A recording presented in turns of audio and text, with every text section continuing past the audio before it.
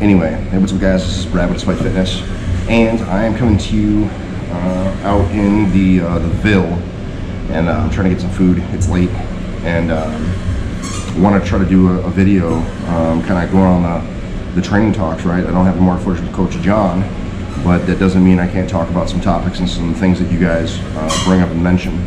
So I have a couple questions queued up from some viewers, and I want to go through and kind of talk about some of these and just see what we can do. So let's get into it. The first question is from XW, who wants to know about how to plan for a peak. So peaking you can do for just about anything, right? So for any really physical activity you can peak for. And ultimately the idea of a peak, I believe, is to kind of go from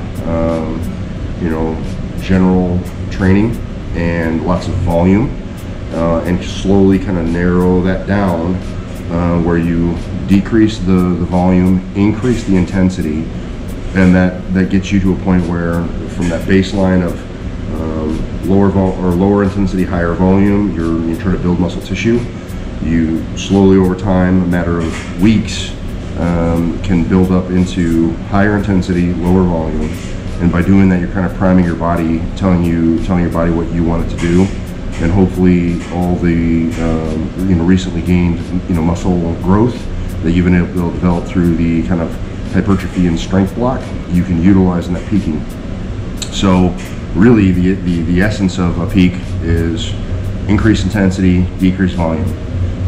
Typically, for me that manifests itself in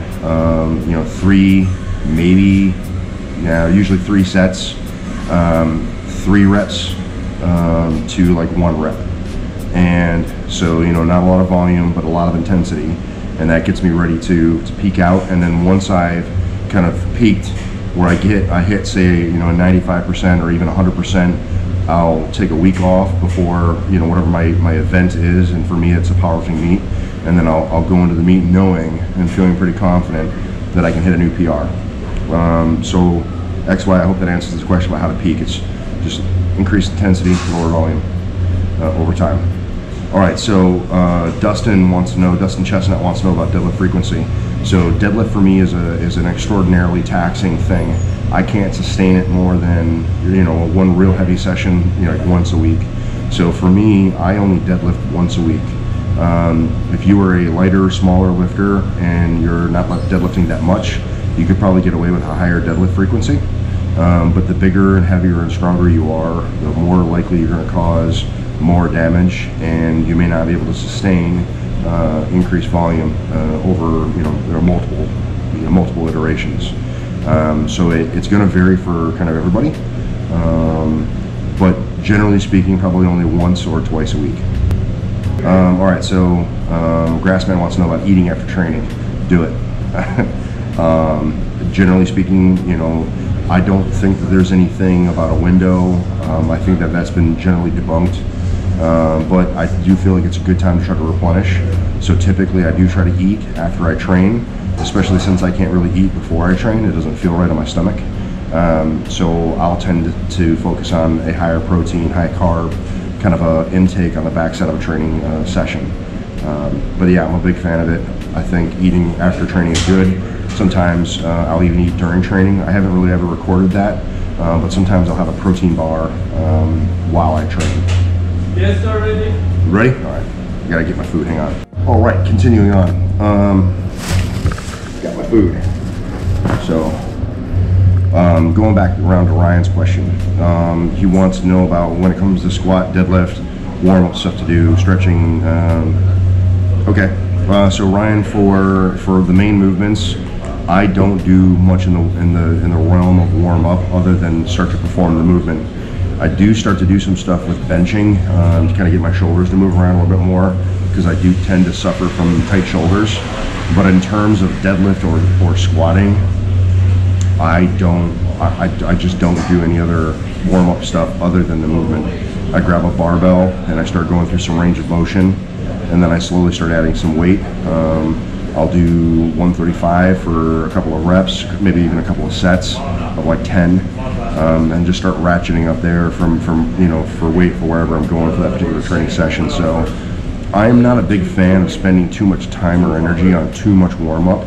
I feel like that has a point of diminishing returns, and I'd really rather spend my time and my energy getting after that main movement, as opposed to trying to goof around too much with a bunch of warm-up stuff, rolling around with a foam roller and all that. That stuff may have its time and place, but for me, I usually look at it as largely as a waste of time. At least for me personally. I'm not saying that it has no point in training, but I prefer not to do it. So, Ryan, my answer is very straightforward. Just perform the movements, and especially for squat and deadlift, that should be what you need. Walter wants to know about running training for APFT. So, as you guys well know, I am in the Army. The Army has a requirement for the APFT, or the Army Physical Fitness Test, which is push-ups, sit-ups, and a 2-mile run. So obviously, for a lot of people, their question for me is about the run, because it's hard to fathom a guy my size running. As it stands right now, with my age, I need to run the 2-mile in 17 minutes and 42 seconds. So as long as I run faster than that, I'm okay. And so for me, having a background in soccer as a kid, running is something I've done a lot through my life, so it tends to come back to me fairly easily, and I tend not to get too far away from it. But having said that, I'm also in a position in my career where I'm not terribly concerned about scoring 300 APFTs. From a career standpoint, it doesn't do much for me to be maxing that out. You could make the argument that, set a good example for soldiers and all that stuff, and that's all well and good. But I believe that there are more important things to be able to set examples for soldiers than, being able to run super fast. So for me, I try to just maintain a baseline, fitness with it. Usually when I train treadmill, or when I train running rather, I prefer to train on the treadmill. So the way that I'll tend to do that is I'll just set it for, a 1 mile, training session, or do 1 mile. And set for a particular speed and just maintain that speed for the mile, and then over a couple of sessions I'll just keep increasing the speed and sustain it, so that I know that I can sustain a certain speed for a certain time. And for me, that's always parlayed well into performing the test successfully. There's been a lot of questions about nutrition. So Panchale was asking about nutrition with only a microwave. And I know that there were some other folks that were wondering, how I'm maintaining my nutrition. Being here in Korea and being relegated to eat at the DFAC, so the Army takes a portion of my money, and I just automatically out of my paycheck to pay for that food at the DFAC. So it behooves me to eat there whenever I can, or as frequently as I can, which is breakfast, lunch, and dinner. And the portions there are not great, and the Army is really terrible about providing ample servings of protein.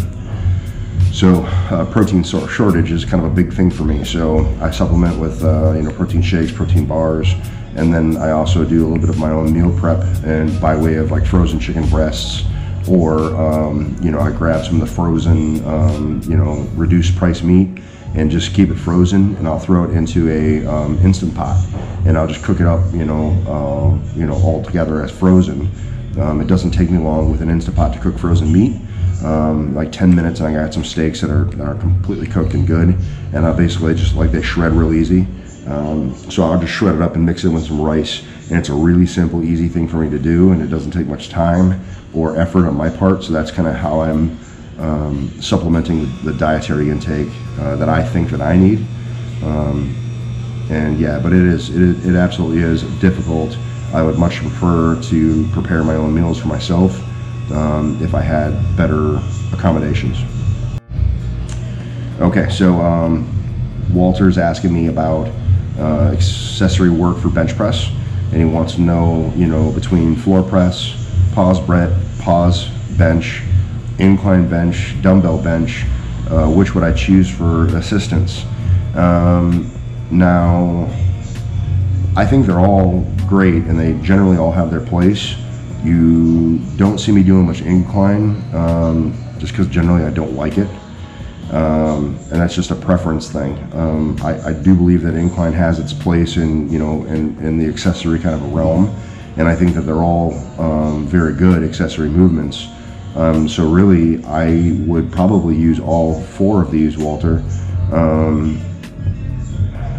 Pause bench, I would probably use, or you'll see me use a lot.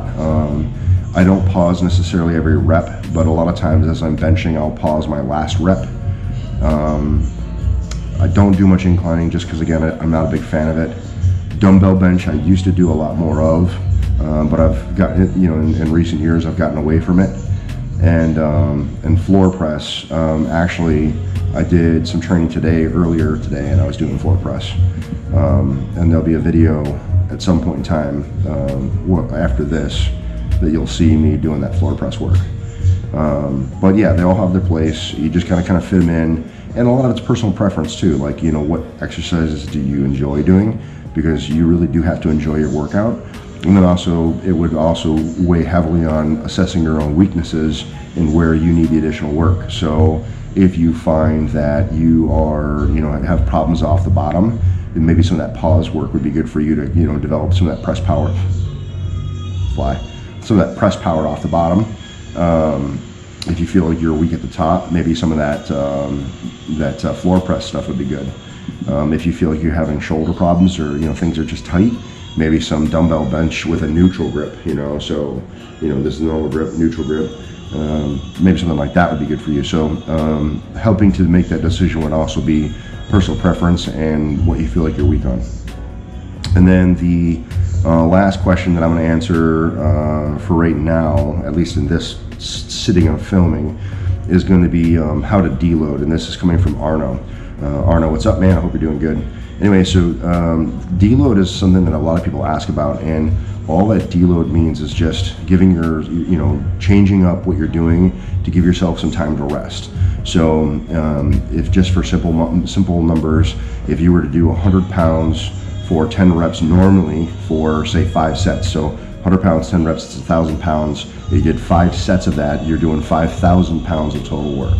So in your deload, all you want to do is make sure that you're doing less total work, right? Less total volume. So you can either achieve that by doing less intensity, so not doing 100 pounds, maybe you only do 80 for the same sets and reps, or maybe you do 50 for the same sets and reps, or maybe you do 50 for, say, 5 reps and 3 sets. Bottom line is what you're doing, what you're achieving is doing less work and giving yourself an opportunity to recover. So it's important that you have a chance to rest and recover from your training, and you have to make the decision about what is important to you. Got some people coming in, so maybe that's a good time to cut sling load here. But anyways, you got to make a decision for yourself about what it is that you need and how much recovery you need. If you're feeling great, then maybe you don't deload that much, or maybe even at all. So deload doesn't necessarily mean that it's easy for you. Deload means that you're just doing less than you were to give yourself an opportunity to be able to recover. So just remember that. All right, we got some crowd here, so I'm gonna bust out. Anyway, I'll answer some more questions in another location. It's weird being here sometimes, man. Very weird. Maneuvering back to another location. Point in fact, I'm back on post, and I'm kind of maneuvering back to where the barracks where I live. You know, but I just want to throw in a little thought here that it's, you know, it's kind of wild for me. You know, because I mean, that's really, at the end of the day, I'm just a dude, right? I'm just a guy that likes lifting lots of weight. I happen to be in the Army, you know. It's a way to take care of my family and, you know, trying to make myself a better human. And, you know, kicked off this channel and really kind of got going on it after I tore my bicep off, because I didn't want to give up. And I wanted to achieve a couple things, and I wanted to show people that it could be done, that you know, you don't have to treat sticking points like stopping points. You know, so I've been able to build up the channel, and started with like a subscriber, which I'm really pretty sure was my mom. Might have been my wife, I don't know. But like, you know, literally ground zero, like nothing. And just slowly and surely been able to build it up. And the big thing was, you know, being able to make some good friends, you know, has really helped me grow the channel. Really what I'm saying is I just appreciate kind of what I've been able to do so far, and I appreciate the fact that, you know, there's people that are willing to, you know, tune in and check out what I'm putting out and at least give me a listen, you know, a couple minutes, whole thing, you know, if it's a 3-minute video or you know, you tune in for 30 seconds or however you end up breaking it down. But just the fact that you're willing to tune in and check out what I'm up to and listen to some of the things that I talk about, watch, you know, some of the things that I'm doing, and listen to some of the advice that I give, I think that that's really cool. And I really appreciate the opportunity to be able to speak with you guys. I really appreciate the feelings that I get from being able to do this. I can't begin to describe to you how much it means to me and how good it makes me feel to be able to actually help people. It's awesome. So I've already kind of carried on longer than I thought I would. So I'm not sure what I'm gonna end up doing with all this video, but I think that it's an important thing to just keep turning back to you guys and just thank you for the opportunity and for the ability to be able to impact people. You know, because I think everyone's improved through strength, and so if I can help you guys get stronger, you know, I can help you guys be better. So I just want to say thank you. It means the world to me. Anyhow, I'm gonna cut it off and then get back somewhere else and eat some food and maybe answer a few more questions, and this may be a 2-part series. I don't know, we'll see what happens. Here we go. Back in the new location, I got the next question for you. The next question is, What the hell are you smelling? what the hell am I smelling? All right, so you guys have seen me smell stuff, and what that is ammonia, smelling salts, and it's they call it an adrenal stimulant, right? But essentially, it triggers the flight or fight response, and I don't got no flight, so it really just pisses me off and gets me angry and you know, fires me up to go after the weight with a lot of energy. So there you go. That's what I'm smelling. All right, so I'm enlisting the help of some friends to ask me these questions. So these are some soldiers that are pulling CQ, which is kind of a not fun duty, but it's an important duty. It has its value, but it's not fun. And it's usually 24 hours. So these guys are gonna be up all night. So I'm trying to you know, spice up their evening by having them help me with the video. So we got Private Nailer who's gonna help me with one of your questions. So I want you to read off, you know, who asked the question, if you can read their name or pronounce it, and then the question. So here we go. Juanito Burrito 26 says, how do you balance keeping your strength while also being in the Army? For example, going to the field for more than 2 weeks at a time and such. Wow, okay. Juanito, it's a difficult thing. So being in the Army and maintaining a high level of strength sometimes are mutually exclusive. You know, especially depending on your career field, right? So if you are, for example, an infantryman, you know, doing all kinds of crazy stuff, it may be difficult to stay, you know, big and heavy because, you know, caloric expenditure and long times out in the field and etc. Other career paths, you know, where you're more of a, you know, paper pusher or sit behind a desk, or there's lots of other, you know, careers in the Army, or services rather, that, you know, lend themselves better to being able to kind of, you know, be more of a strength athlete. So that matters a little bit too. I will tell you that through my career, I have never spent 2 weeks in the field, ever. I've been in the field, but not for 2 weeks. So that's not been a problem that I've personally had to face. What I would recommend is bring extra protein with you. Like, so if you have some protein bars, something that's an easy, accessible, disposable source, bring those with you so that you can keep your protein intake high while you're out in the field. Generally speaking, your caloric output while you're out in the field is way higher, which is why MREs are so calorie dense. For anybody that's not in the Army, MRE is a meal replacement, meal ready to eat rather. And it's a kind of a prepackaged meal that's really dense with calories. And the reason why they do that is because, like I said, when you're in a field environment, you burn way more calories than normal. So having extra food and extra protein will be a good thing. Something like protein bars would lend themselves very, very well. You know, finding time to potentially train while you're out in the field. That may be something where you actually have access to a gym, but if not, it might simply be doing some push-ups, pull-ups, and some other stuff out there. You may not have much access to weight training, but 2 weeks off from a weight training program isn't going to make or break you at all, ever. So going in the field, even if you have absolutely no access to any kind of strength training stuff, is not going to make or break your ability to stay strong. But destroying your caloric intake probably will hurt you more than anything else.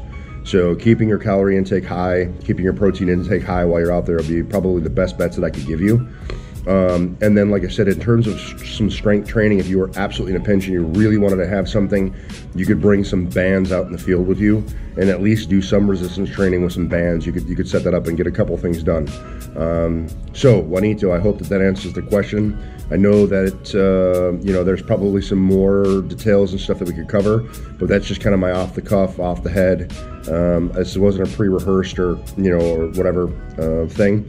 But that's some of the suggestions that I'd have for you and anyone else that has to experience that field life. So anyway, I hope that helps.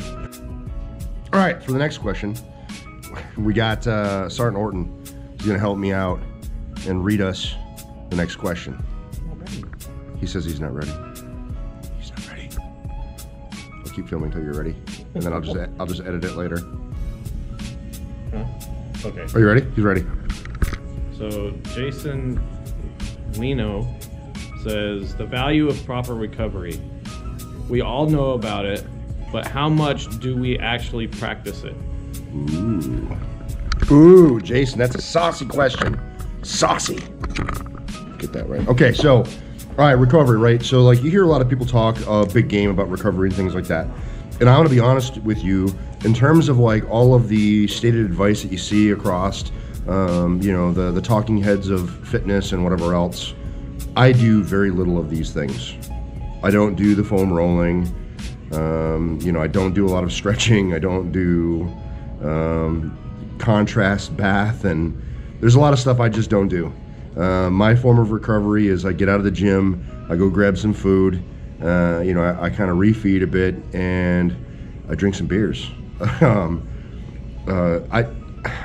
think that recovery can be very specific to like what you're doing. So, and there's kind of a bandwidth of like human performance, right? So I think that if you're at the very tip of the spear, the top athletes, I think the things that separate those very, very, very top athletes are some of those nuanced things that you're hinting toward, right? Like all that small stuff. Going through and getting cryotherapy and doing, some of those advanced techniques. I think that for the vast majority of most people who aren't trying to be the very top end, spectrum athlete for like best in the world, I think that most people can get away with a lot. In fact, I would argue with you that you could be even an elite athlete and still do all kinds of crazy shit. Case in point, yours truly, right? I have achieved an international elite ranking with USPA. At 2017, I was ranked top 10 in the country for 308, men's raw powerlifting. I think even right now for powerlifting watch, I'm like still top 30 all time. And I would say that's pretty good. I would say that's pretty good. And in terms of like recovery and all that like special fancy shit, I did very little, like very, very little. I might have done some stretching every now and then. I might have done some recovery stuff with my boomstick, or some body tempering when I had an acute injury. But by and large, day in and day out, when I was feeling normal, I did very little recovery work, and I did just fine. So I think that people talk too much about, oh, you got to do this, you got to do these things. No, you don't. No, you don't. Now, like, if you find that you have a problem or there's something specific that you need to address, well, then maybe you do for that specific problem at that specific point in time. But I can tell you that it's not like you need to do these things religiously every single day, all the time. You just don't, because I never did. Then I was able to achieve a high level of